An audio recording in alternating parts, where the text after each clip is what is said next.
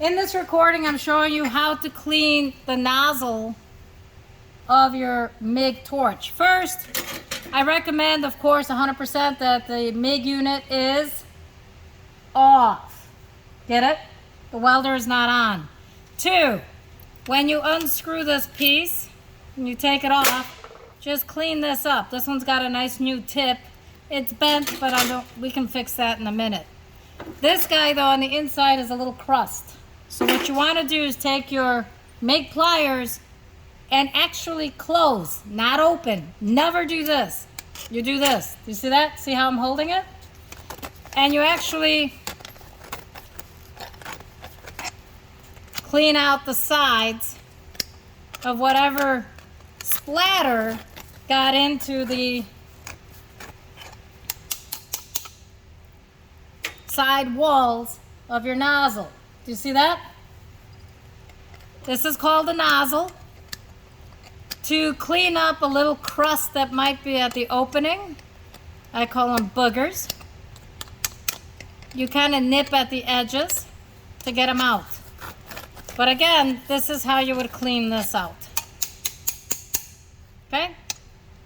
Once it's clean, okay, you can put this on to here. Now, your MIG pliers, let's say this was dirty and something was damaged and you had to replace it.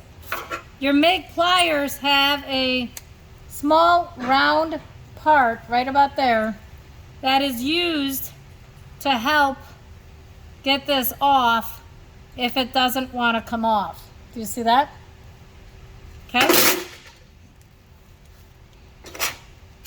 If, hypothetically speaking, this doesn't want to come off, for you to clean it, see this piece?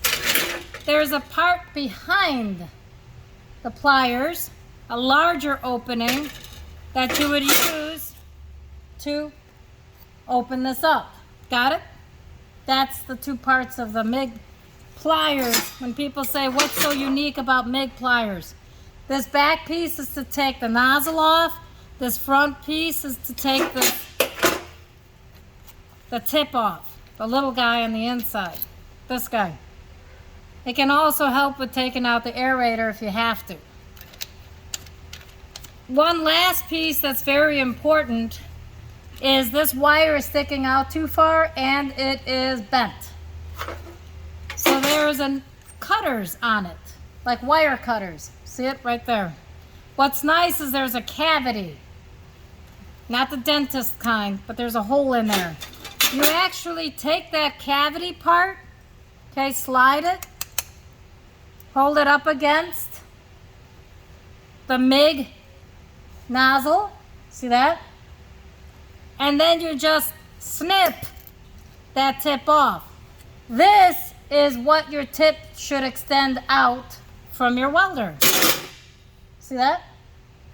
That extension is naturally in the correct position by using your snippers. Got it? And now you are ready to weld. And that ends this video.